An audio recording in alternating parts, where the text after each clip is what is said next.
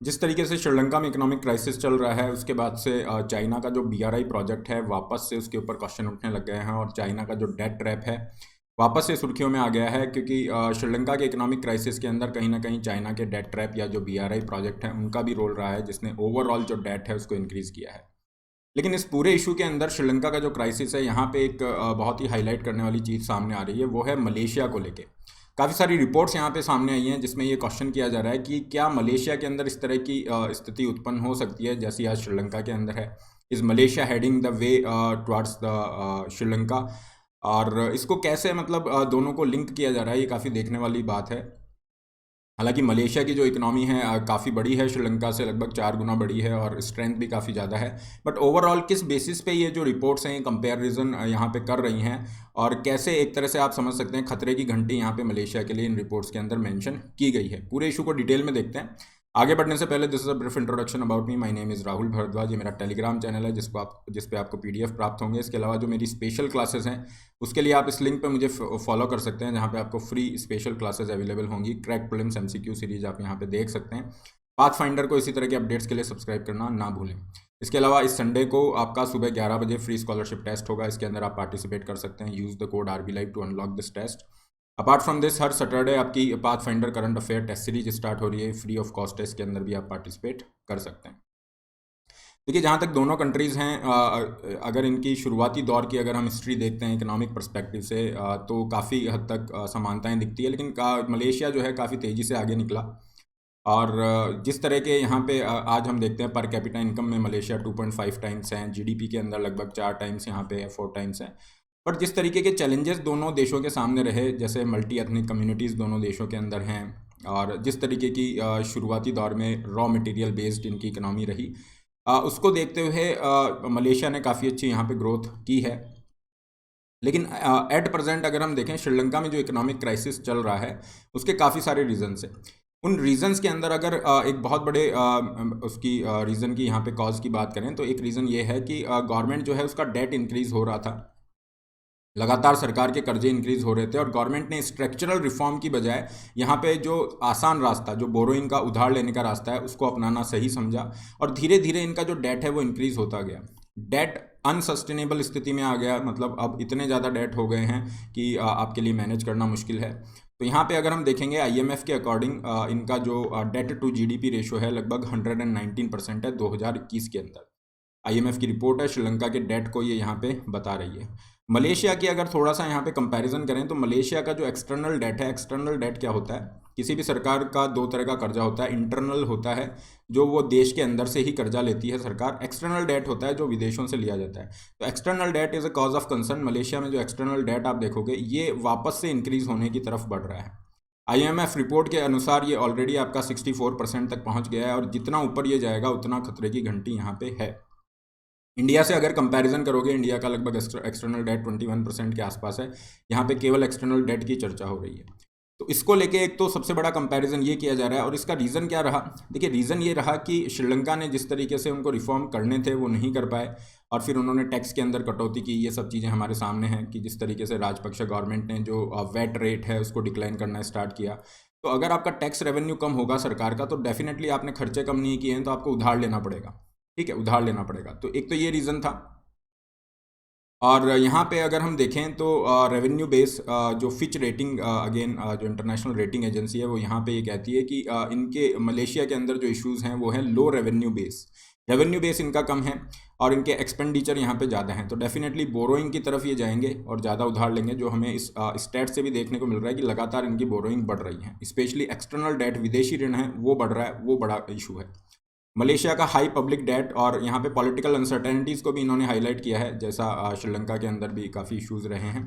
फिर आते हैं फॉरेन एक्सचेंज पे। तो अभी एट प्रेजेंट अगर फॉरेक्स को कंपैरिजन किया जाए तो श्रीलंका का तो बहुत कम है, $2 बिलियन के आसपास है। लेकिन अगर मलेशिया का देखते हैं तो $115 बिलियन पे है, लेकिन ये कम हो रहा है। कम हो रहा है क्योंकि ये $155 बिलियन के आसपास था 2011 में। उसके बाद से ये बीच में कम हुआ, बढ़ा, लेकिन अभी ये जो है कम होता हुआ यहाँ पे दिख रहा है। और यहाँ पे रिस्क इसलिए है क्योंकि इनके इंपोर्ट भी बढ़ रहे हैं ना, इंपोर्ट भी बढ़ रहे हैं। So this is a cause of concern. But still Malaysia जो है ये आपका सरप्लस रखता है, तो ये एक पॉजिटिव मलेशिया के लिए यहाँ पे रहेगा। ओवरऑल मलेशिया ने इन सभी चीज़ों को देखते हुए कि हमारे रेवेन्यू कम हो रहे हैं, हमें उधार ज़्यादा लेना पड़ रहा है, तो आप देखेंगे कि गवर्नमेंट ने यहाँ पे मीडियम टर्म रेवेन्यू स्ट्रेटजी को लाया है। जो फिजिकल रिस्पॉन्सिबिलिटी एक्ट है उसके अंडर में ये चाहते हैं कि अपने रेवेन्यू को बढ़ाया जाए, घाटे को कम किया जाए। तो इस दिशा में प्रयास तो इन्होंने स्टार्ट किए हैं, बट एक अगेन कंसर्न वाला इशू यहाँ पे हाईलाइट इस रिपोर्ट में किया गया है। फिर बात करते हैं दोनों देशों की जो समानता है, वो है दोनों देश चाइना के बेल्ट एंड रोड इनिशिएटिव का पार्ट हैं। और यहीं पे फोर्ब्स की रिपोर्ट है जिसके अंदर मेंशन किया गया कि किस तरीके से मलेशिया के लिए एक तरह से कंपल्शन है कि वो चाइना के बेल्ट एंड रोड जो प्रोजेक्ट है उससे चाहकर भी बाहर नहीं आ सकता, क्योंकि बीच में देखा गया था जो मलेशिया के प्रेसिडेंट है महातीर, उन्होंने क्रिटिसाइज़ किया था, इवन फिलीपींस को भी कहा था कि आप यहाँ से बाहर आइए, लेकिन फिर वापस से उन्होंने एक सॉफ्ट स्टैंड लिया और वापस से वो मजबूर हुए चाइना के बेल्ट एंड रोड इनिशिएटिव की तरफ, जो प्रोजेक्ट्स हैं उनको आगे बढ़ाने के लिए। तो इसका रीज़न भी देखेंगे। अभी अगर बड़े बड़े BRI प्रोजेक्ट्स की यहाँ पे अगर हम चर्चा करें तो ये ईस्ट कोस्ट रेल लिंक बनाया जा रहा है, जिसकी कॉस्ट अगेन काफ़ी ज़्यादा है, और इसको फंड किया जा रहा है चाइना के एक्जिम बैंक के द्वारा, जो कि BRI प्रोजेक्ट का ही पार्ट है। इसके अलावा एक और है, यू हैव दैट GJB, ये double tracking electrified double tracking project है, ये भी BRI प्रोजेक्ट के अंदर है। इस तरीके से काफ़ी सारे प्रोजेक्ट हैं जो चल रहे हैं। इन्हीं प्रोजेक्ट का एनालिसिस यहाँ पे करती हुई एक रिपोर्ट यहाँ पे हाईलाइट करती है कि इसके अंदर काफ़ी सारे रिस्क हैं, BRI प्रोजेक्ट के अंदर रिस्क इन्वॉल्व हैं। एक तो इनकी कमर्शियल वायबिलिटी जो हमेशा से क्वेश्चनेबल रही है, क्योंकि चाइना क्या करता है, इस तरह के प्रोजेक्ट्स को फाइनेंस करता है जो कमर्शियली वायबल नहीं है। अब आपने वहाँ पे बिलियंस ऑफ डॉलर्स लगा दिए, बट उस प्रोजेक्ट को बनने के बाद वहाँ से इनकम हो नहीं रही है। इनकम हो नहीं रही है तो वो कंट्री फिर उस कर्जे को कैसे चुकाएगा, ये बहुत क्वेश्चनेबल यहाँ पे है। और जैसा हमें हम्बनतोता पोर्ट श्रीलंका के केस में देखने को मिला है, तो इस रिपोर्ट के अंदर इस चीज़ को क्वेश्चन किया गया है। इसके अलावा और बहुत सारे रिस्क हैं regarding the financing, okay, scale of the project किस लेवल पे जा रहा है, उसकी कॉस्ट किस तरह से रहती है, ये सब चीज़ें। इसी के अंदर कुछ चीज़ें हाईलाइट की गई जहाँ पे ये बताया जा रहा है कि जो BRI प्रोजेक्ट है उसके माध्यम से चाइना जो है, जो डोमेस्टिक पॉलिटिक्स है उसके अंदर किस तरह से इन्वॉल्वमेंट कर रहा है, किस तरह से इंटरफेरेंस कर रहा है। चाहे वो श्रीलंका का केस हो या अफ्रीका का केस हो, बहुत सारे कंट्रीज़ के अंदर चाइना BRI प्रोजेक्ट को फाइनेंस करता है और उसके माध्यम से वहाँ पर डोमेस्टिक पॉलिटिक्स को रीशेप कर रहा है। मतलब ऐसे लीडर को सपोर्ट करेगा जो प्रो चाइना पॉलिसी लेके आते हैं। नेपाल के केस में तो हमने देखा ही, नेपाल के केस में जिस तरह से दो कम्युनिस्ट पार्टी को आपने मिलाया, NCP बनाया, और हालांकि वो चल नहीं पाई, 2021 में वो डिफंक्ट हो जाती है, लेकिन किस तरीके से नेपाल पूरा का पूरा प्रो चाइना अपनी फॉरेन पॉलिसी को ले आता है, इससे अच्छा एग्जाम्पल क्या होगा। तो इसी तरह से यहाँ पे चाइना अपना ये पूरा प्रयास कर रहा है। श्रीलंका के केस में हमने देखा, नेपाल के केस में हमने देखा, और यही रिस्क यहाँ पे मलेशिया के केस में भी हाईलाइट हो रहे हैं। और इस तरीके से ये चाइना फ्रेंडली एडमिनिस्ट्रेटर्स को वहाँ पे पुट करते हैं। और इस रिपोर्ट में ये भी हाईलाइट किया गया कि जो डेमोक्रेसीज हैं विथ अनस्टेबल लीडरशिप में भी particularly susceptible to influence because of the influence of Chinese investment, ये चीज़ यहाँ पे हाईलाइट की गई है। और चाइना आज के टाइम पे लार्जेस्ट FDI सोर्स बन चुका है। अगर ये 2020 की हम यहाँ पे चर्चा करें, FDI चाइना काफ़ी तेज़ी से इंक्रीज़ कर रहा है। और यहाँ पे मलेशिया के लिए एक आप कह सकते हैं कि मजबूरी है कि वो चाहकर भी सारे के सारे प्रोजेक्ट से एकदम से बाहर नहीं आ सकता। रीज़न है कि वहाँ पे इतना सारा पैसा इन्वॉल्व हो चुका है ऑलरेडी, वहाँ पे कॉस्ट इन्वॉल्व हो चुकी है। अगर उन प्रोजेक्ट को एकदम से डिरेल कर दिया जाएगा, बंद कर दिया जाएगा, तो उसके अंदर वो काफ़ी सारी कॉस्ट इन्वॉल्व है। तो यहाँ पे लीडर ये नहीं चाहते कि एकदम से सब चीज़ों को बंद किया जाए। उसके अलावा मलेशिया की अगर हम बात करें तो मलेशिया का रिलायंस चाइना पे बहुत ज़्यादा है। China is one of the largest export market for Malaysia. This is again one of the major reason कि मलेशिया जो है बिल्कुल इरेशनल इस तरीके से डिसीजन नहीं ले सकता, क्योंकि फिर मलेशिया के एक्सपोर्ट अगर निगेटिवली प्रभावित होंगे और इसका करंट अकाउंट डेफिसिट यहाँ पे बढ़ जाता है तो फिर उसको फॉरेक्स के अंदर इशू आने लग जाएगा। तो ये बहुत ही कॉम्प्लेक्स मैटर यहाँ पे इन्होंने हाईलाइट किया, और सारी चीज़ों को बताते हुए ये कहा जा रहा है कि मलेशिया को यहाँ पे कुछ रिफॉर्म्स करने होंगे, अपना डेट जो है स्पेशली उसको कंट्रोल करना होगा, और जो BRI प्रोजेक्ट का डेट ट्रैप है उससे बचने का भी प्रयास करना होगा, जो कहीं ना कहीं मलेशिया के प्रेसिडेंट करते हुए दिखाई देते हैं। बट अगेन लिमिटेड कैपेसिटी उनकी रही है, जैसा हमने कुछ एग्जांपल्स में देखा।